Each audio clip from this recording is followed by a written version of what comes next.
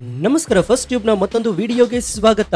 ಸ್ನೇಹಿತರೆ, ರಾಜಕಾರಣದಲ್ಲಿ ಒಂದು ಮಾತಿದೆ, ಅಧಿಕಾರ ಇದ್ದಾಗ ಆಕಾಶದಲ್ಲಿ ಹಾರಾಡುವ ನಾಯಕರು ಒಂದು ಬಾರಿ ಅಧಿಕಾರವನ್ನ ಕಳೆದುಕೊಂಡ್ರೆ ಅವರು ಸಾಮಾನ್ಯರಿಗಿಂತ ಕೀಳು ಮಟ್ಟದ ಸ್ಥಿತಿಯನ್ನ ಅನುಭವಿಸುತ್ತಾರೆ ಅಂತ.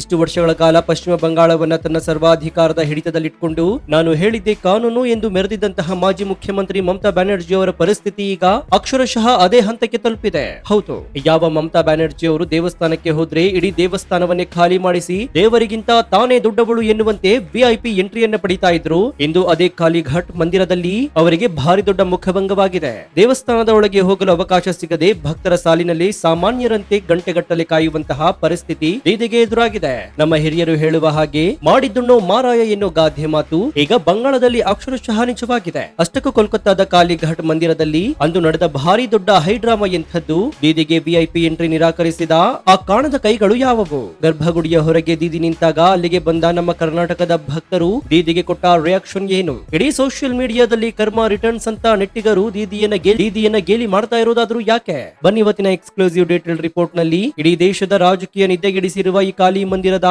ಎಪಿಸೋಡ್ ನ ಪ್ರತಿಯೊಂದು ಗುಟ್ಟನ್ನ ಎಳಿ ಎಳಿಯಾಗಿ ಬಿಚ್ಚಿಡೋಣ. ರಾಷ್ಟ್ರೀಯ ರಾಜಕಾರಣಕ್ಕೆ ಸಂಬಂಧಿಸಿದ ಈ ಸ್ಫೋಟಕ ಮಾಹಿತಿ ಪ್ರತಿಯೊಬ್ಬ ಭಾರತೀಯನು ತಿಳಿದುಕೊಳ್ಳಬೇಕು. ಹೀಗಾಗಿ ವಿಡಿಯೋವನ್ನ ಎಲ್ಲೂ ಸ್ಕಿಪ್ ಮಾಡದೆ ಕೊನೆವರೆಗೂ ನೋಡಿ. ಸೊ ವಿಡಿಯೋವನ್ನ ಶುರು ಮಾಡೋಣ. ಆದ್ರೆ ಅದಕ್ಕೂ ಮುನ್ನ ಮಮತಾ ಬ್ಯಾನರ್ಜಿಗೆ ವಿಐಪಿ ಟ್ರೀಟ್ಮೆಂಟ್ ಅನ್ನ ಕ್ಯಾನ್ಸಲ್ ಮಾಡಿದ್ದು ಸರಿನಾ ತಪ್ಪ? ನಿಮ್ಮ ಅಭಿಪ್ರಾಯ ಏನು ಅಂತ ಕಮೆಂಟ್ ಮಾಡಿ ಹಾಗೂ ವಿಡಿಯೋಗೆ ಲೈಕ್ ಕೊಡಿ.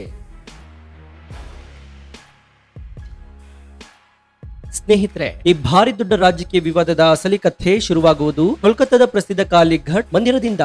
ಇತ್ತೀಚೆಗೆ ತಮ್ಮದೇ ಪಕ್ಷದ ಟಿಎಂಸಿಯಲ್ಲಿ ಭಾರಿ ದೊಡ್ಡ ಬಂಡಾಯ ಸ್ಫೋಟಗೊಂಡ ಮೇಲೆ ಕಂಪ್ಲೀಟ್ ಆಗಿ ಕಂಗಾಲಾಗಿರುವಂತಹ ಮಾಜಿ ಸಿಎಂ ಮಮತಾ ಬ್ಯಾನರ್ಜಿ ಅವರು ದೇವರ ಮೊರೆ ಹೋಗಲು ನಿರ್ಧರಿಸಿದ್ರು. ಗುರುವಾರ ತಮ್ಮ ಮನೆಯಿಂದ ಕೇವಲ 1 ಕಿಲೋಮೀಟರ್ ದೂರದಲ್ಲಿರುವಂತಹ ಕಾಲಿಘಾಟ್ ಕಾಳಿ ಮಂದಿರಕ್ಕೆ ಪೂಜೆ ಸಲ್ಲಿಸಲು ಬಂದಿದ್ರು. ಆದ್ರೆ ಅವರು ದೇವಸ್ಥಾನದ ಆವರಣವನ್ನು ಪ್ರವೇಶಿಸ್ತಾ ಇದ್ದಂತೆ ಅವರಿಗೆ ಭಾರಿ ದೊಡ್ಡ ಶಾಕ್ ಆದಿತ್ತು. ಇಷ್ಟು ವರ್ಷಗಳ ಕಾಲ ಮುಖ್ಯಮಂತ್ರಿಯಾಗಿದ್ದಾಗ ಮಮತಾ ಅವರು ಬಂದ್ರೆ ಸಾಕು ಇಡೀ ರಸ್ತೆಗಳನ್ನ ಬ್ಲಾಕ್ ಮಾಡಲಾಗ್ತಾ ಇತ್ತು. ದೇವಸ್ಥಾನದ ಒಳಗಿದ್ದ ಭಕ್ತರನ್ನ ಬಲವಂತವಾಗಿ ಹೊರಗೆ ಕಳುಹಿಸಿ ಬೀದಿಗೆ ರೆಡ್ ಕಾರ್ಪೆಟ್ ಅನ್ನ ಹಾಸಿ ಸ್ವಾಗತ ಮಾಡಲಾಗ್ತಾ ಇತ್ತು. ಆದ್ರೆ ಇಂದು ಬಂಗಾಳದಲ್ಲಿ ಆಡಳಿತ ಬದಲಾಗಿದೆ. ಮಮತಾ ಬ್ಯಾನರ್ಜಿ ಅವರು ಗರ್ಭಗುಡಿಯತ್ತ ಹೆಜ್ಜೆ ಹಾಕಿದಾಗ ಅಲ್ಲಿನ ಆಡಳಿತ ಮಂಡಳಿ ಮತ್ತು ಭದ್ರತಾ ಸಿಬ್ಬಂದಿ ಅವರನ್ನ ಡೈರೆಕ್ಟ್ ಆಗಿ ತಡೆದು ನಿಲ್ಲಿಸುತ್ತಾರೆ. ನೀವು ಈಗ ಮುಖ್ಯಮಂತ್ರಿಯಲ್ಲ, ಕೇವಲ ಮಾಜಿ ಮುಖ್ಯಮಂತ್ರಿ. ಒಳಗೆ ದೇಶದ ಮೂಲೆ ಮೂಲೆಗಳಿಂದ ಬಂದಿರುವ ಭಕ್ತರು ದೇವರ ದರ್ಶನವನ್ನ ಪಡೆಯುತ್ತಾ ಇದ್ದಾರೆ. ಅವರು ಹೊರಬರುವವರೆಗೂ ನೀವು ಹೊರಗಡೆ ಕಾಯಲೇಬೇಕು ಅಂತ ಸ್ಪಷ್ಟವಾಗಿ ಹೇಳ್ತಾರೆ. ಅಧಿಕಾರದ ಅಹಂಕಾರದಲ್ಲಿದ್ದಂತಹ ದೀದಿಗೆ ಇದು ಅಕ್ಷರಶಃ ನುಂಗಲಾರದ ತುತ್ತಾಗಿ ಪರಿಣಮಿಸಿತ್ತು. ತಾವು ಪೂಜಿಸುವ ಕಾಳಿ ಮಾತೆಯ ಸನ್ನಿಧಾನದಲ್ಲಿ ತಮಗೆ ಇಂತಹ ಭಾರಿ ದೊಡ್ಡ ಅವಮಾನವಾಗ್ತಾ ಇದೆ ಅಂತ ಅವರು ಕನಸಿನಲ್ಲೂ ಕೂಡ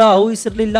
ಮಮತಾ ಬ್ಯಾನರ್ಜಿ ಅವರು ಹೊರಗೆ ಕಾಯ್ತಾ ಇರಬೇಕಾದ್ರೆ ನಡೆದಂತಹ ಮತ್ತೊಂದು ರೋಚಕ ಘಟನೆ ಅಂದ್ರೆ ಅದು ಕನ್ನಡಿಗರ ಎಂಟ್ರಿ. ಹೌದು, ದೀದಿ ಕಾಯ್ತಾ ಇದ್ದ ಅದೇ ಜಾಗದಲ್ಲಿ ನಮ್ಮ ಕರ್ನಾಟಕದಿಂದ ದೇವರ ದರ್ಶನಕ್ಕೆ ಹೋಗಿದ್ದ 4 ಜನರ ಒಂದು ಕುಟುಂಬ ಇತ್ತು. ಇವರು 3 ಬಾರಿ ಬಂಗಾಳದ ಮುಖ್ಯಮಂತ್ರಿಯಾಗಿದ್ದ ದೀದಿಯನ್ನ ಗುರುತಿಸಿ ಕೈ ಮುಗಿದು ನಮಸ್ಕರಿಸಿದ್ರು. ಅಧಿಕಾರ ಕಳೆದುಕೊಂಡ ಹತಾಶೆಯಲ್ಲಿದ್ದ ದೀದಿ ಆ ಭಕ್ತರಿಗೆ ಮರು ನಮಸ್ಕಾರ ಮಾಡಿ ಒಂದು ಸಣ್ಣ ನಗು ಬೀರುವ ಪ್ರಯತ್ನ ಕೂಡ ಮಾಡಿದ್ರು. ಆದ್ರೆ ಆ ನಗುವಿನ ಹಿಂದೆ ತನಗೆ ವಿಐಪಿ ಟ್ರೀಟ್ಮೆಂಟ್ ಸಿಕ್ಲಿಲ್ವಲ್ಲ ಎನ್ನುವಂತಹ ಭಾರಿ ದೊಡ್ಡ ಸಂಕಷ್ಟ ಅಡಗಿತ್ತು ಎನ್ನುವುದು ಇಡೀ ಪ್ರಪಂಚಕ್ಕೆ ಸ್ಪಷ್ಟವಾಗಿ ಕಾಣಿಸ್ತಾ ಇತ್ತು. ಕಾಲಿಘಾಟ್ ಮಂದಿರದ ಹೊರಗೆ ಮಮತಾ ಬ್ಯಾನರ್ಜಿ ಅವರು ಕಾಯ್ತಾ ಇರುವ ವಿಡಿಯೋಗಳು ಮತ್ತು ಫೋಟೋಗಳು ಈಗ ಸೋಷಿಯಲ್ ಮೀಡಿಯಾದಲ್ಲಿ ಭಾರಿ ವೈರಲ್ ಆಗ್ತಾ ಇದೆ. ನೆಟ್ಟಿಗರು ಈ ಪೋಸ್ಟ್ ಗಳನ್ನ ಹಂಚಿಕೊಂಡು ಕರ್ಮ ಯಾರಿಗೂ ಕೂಡ ಬಿಡೋದಿಲ್ಲ, ಅಧಿಕಾರ ಇದ್ದಾಗ ಆಡಿದ ಅಹಂಕಾರದ ಮಾತುಗಳಿಗೆ ಇದು ಅಸಲಿ ಫಲಿತಾಂಶ ಅಂತ ಗೇಲಿ ಮಾಡ್ತಾ ಇದ್ದಾರೆ. ದೇವಸ್ಥಾನಗಳಲ್ಲಿ ದೇವರಿಗೆ ಮೊದಲ ಪ್ರಾಶಸ್ತ್ಯ ಹೊರತು ರಾಜಕಾರಣಿಗಳಿಗಲ್ಲ ಎನ್ನುವುದು ಈಗ ಪ್ರೂವ್ ಆಗಿದೆ. ಬಂಗಾಳದ ಬೇಗಂ ಅವರು ಕೇವಲ ವೋಟ್ ಬ್ಯಾಂಕ್ ಆಗಿ ಹಿಂದೂ ಧರ್ಮವನ್ನ ಕಡೆಗಣಿಸಿದ್ರು. ಈಗ ಅದೇ ಹಿಂದೂ ದೇವರ ಮಂದಿರದ ಹೊರಗೆ ಅನಾಥರಂತೆ ಕಾಯುವ ಪರಿಸ್ಥಿತಿ ಬಂದಿದೆ ಎನ್ನುವ ಕಮೆಂಟ್ ಗಳು ಬೆಂಕಿ ಹತ್ತಿಕೊಳ್ಳುವಂತೆ ವೈರಲ್ ಆಗ್ತಾ ಇದೆ.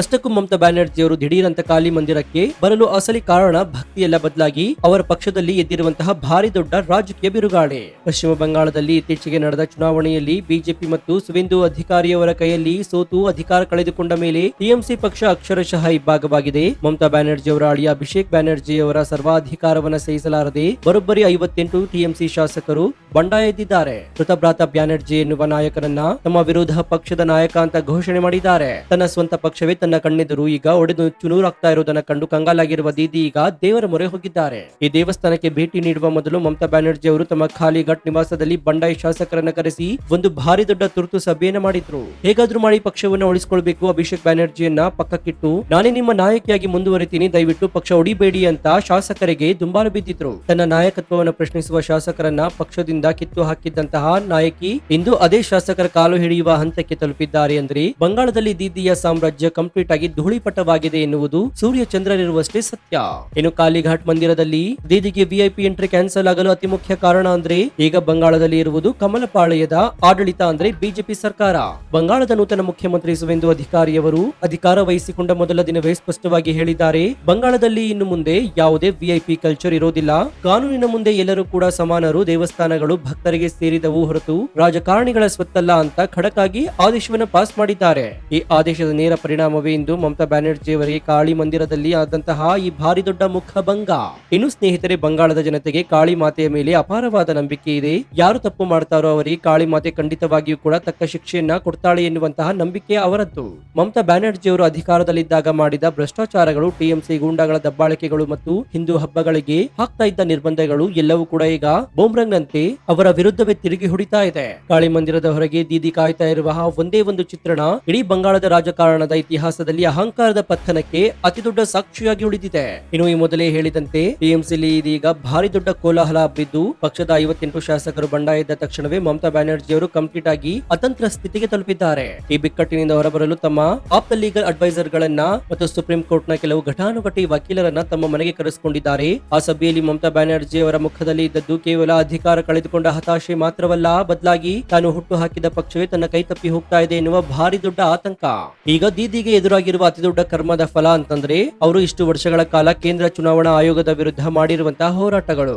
ಮಮತಾ ಬ್ಯಾನರ್ಜಿ ಅವರು ಚುನಾವಣಾ ಆಯೋಗವನ್ನ ಬಿಜೆಪಿ ಏಜೆಂಟ್ ಅಂತ ಕರೆದು ಅವರ ವಿರುದ್ಧ ನಿರಂತರವಾಗಿ ಕತ್ತಿ ಮಸೀತಾನೆ ಬಂದಿದ್ದಾರೆ. ಆಯೋಗದ ಮುಖ್ಯಸ್ಥ ಜ್ಞಾನೇಶ್ ಕುಮಾರ್ ಅವರ ವಿರುದ್ಧ ದೀದಿ ಈಗಾಗಲೇ ಕೆಸರಿನ ಚಾಟವನ್ನ ಮಾಡಿದ್ದಾರೆ.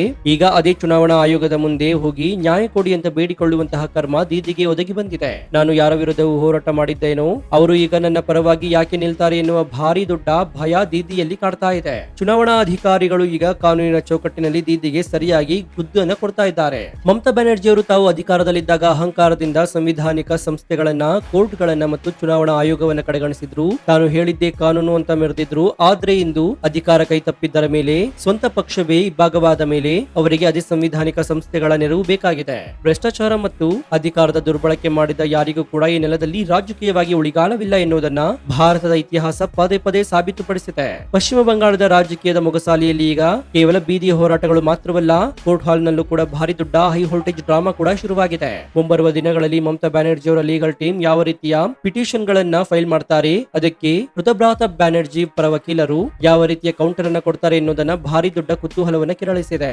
ಇದೆಲ್ಲದರ ನಡುವೆ ದೆಹಲಿಯಲ್ಲಿ ಕೇಂದ್ರ ಸರ್ಕಾರ ಮತ್ತು ಚುನಾವಣಾ ಆಯೋಗ ಈ ಬೆಳವಣಿಗೆಯನ್ನ ಅತ್ಯಂತ ಸೂಕ್ಷ್ಮವಾಗಿ ಗಮನಿಸ್ತಾ ಇದೆ. ಬಂಗಾಳದ ಈ ರಾಜಕೀಯ ಮತ್ತು ಕಾನೂನು ಸಮರದ ಮುಂದಿನ ದಿನಗಳಲ್ಲಿ ಇಡೀ ದೇಶದ ಗಮನ ಸೆಳೆಯುವುದು ಗ್ಯಾರಂಟಿ.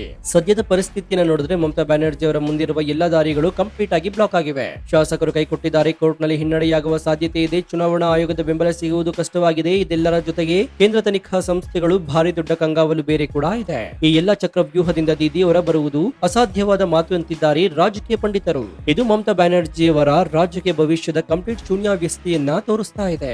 ಒಟ್ಟಾರೆಯಾಗಿ ಹೇಳೋದಾದ್ರೆ ಸ್ನೇಹಿತರೆ, ಮಮತಾ ಬ್ಯಾನರ್ಜಿ ಅವರಿಗೆ ಕಾಳಿಘಾಟ್ ಮಂದಿರದಲ್ಲಿ ಆದಂತಹ ಈ ಅವಮಾನ ಕೇವಲ ಒಂದು ಸಣ್ಣ ಟ್ರೇಲರ್ ಮಾತ್ರ. ಮುಂದಿನ ದಿನಗಳಲ್ಲಿ ಅವರ ಪಕ್ಷ ಕಂಪ್ಲೀಟ್ ಆಗಿ ಒಡೆದು ಹೋದಾಗ, ಅವರ ವಿರುದ್ಧ ಭ್ರಷ್ಟಾಚಾರದ ಕೇಸ್ಗಳು ಓಪನ್ ಆದಾಗ ಅವರು ಎದುರಿಸಬೇಕಾದ ಸಂಕಷ್ಟಗಳು ನೂರಾರಿವೆ. ಪ್ರಜಾಪ್ರಭುತ್ವದಲ್ಲಿ ಪ್ರಜೆಗಳೇ ಪ್ರಭುಗಳು ಮತ್ತು ದೇವಸ್ಥಾನದಲ್ಲಿ ದೇವರಿಗೆ ಅಗ್ರ ಪೂಜೆ ಎನ್ನುವ ಭಾರಿ ದೊಡ್ಡ ಸಂದೇಶವನ್ನು ಕೂಡ ಈ ಘಟನೆ ಇಡೀ ಜಗತ್ತಿಗೆ ಸಾರಿದೆ. ಸೊ ನಿಮ್ಗೆ ಏನನ್ಸುತ್ತೆ? ಮಾಜಿ ಮುಖ್ಯಮಂತ್ರಿ ಮಮತಾ ಬ್ಯಾನರ್ಜಿ ಅವರಿಗೆ ವಿಐಪಿ ಎಂಟ್ರಿ ಕ್ಯಾನ್ಸಲ್ ಮಾಡಿ ಸಾಮಾನ್ಯ ಭಕ್ತರಂತೆ ಕಾಯುವಂತೆ ಮಾಡಿದ್ದು 100% ಸರಿಯಾಗಿದೆ ಅಂತ ನಿಮ್ಗೆ ಅನ್ಸುತ್ತಾ? ಇದು ಕೇವಲ ಆಡಳಿತದ ಬದಲಾವಣೆಯಲ್ಲ, ಬದಲಾಗಿ ದೀದಿ ಅಧಿಕಾರದಲ್ಲಿದ್ದಾಗ ಆಡಿದ ಅಹಂಕಾರದ ಮಾತುಗಳಿಗೆ ಸಿಕ್ಕ ತಕ್ಕ ಪ್ರತಿಫಲ ಅಂತ ನಿಮ್ಗನ್ಸುತ್ತಾ? ಕರ್ಮ ರಿಟರ್ನ್ಸ್ ಅಂತ ನಿಮ್ಗನ್ಸುತ್ತಾ? ಮುಂಬರುವ ದಿನಗಳಲ್ಲಿ ಅಳಿಯ ಅಭಿಷೇಕ್ ಬ್ಯಾನರ್ಜಿ ಅವರ ಸರ್ವಾಧಿಕಾರದಿಂದ ಟಿಎಂಸಿ ಪಕ್ಷ ಕಂಪ್ಲೀಟ್ ಆಗಿ ಇತಿಹಾಸ ಪುಟ ಸೇರುವುದು ಗ್ಯಾರಂಟಿ ಎನ್ನ ಮಾತಿಗೆ ನಿಮ್ಮ ಬೆಂಬಲ ಇದೆಯಾ? ಈಗಲೇ ನಿಮ್ಮ ಅತ್ಯಂತ ಪ್ರಮುಖವಾದ ತಾರ್ಕಿಕ ಲೆಕ್ಕಾಚಾರ ಮತ್ತು ಪ್ರಾಮಾಣಿಕ ಅನಿಸಿಕೆಯನ್ನು ಕಮೆಂಟ್ ಬಾಕ್ಸ್ ನಲ್ಲಿ ತಪ್ಪದೆ ತಿಳಿಸಿ ಮುಕ್ತವಾಗಿ ಚರ್ಚಿಸೋಣ.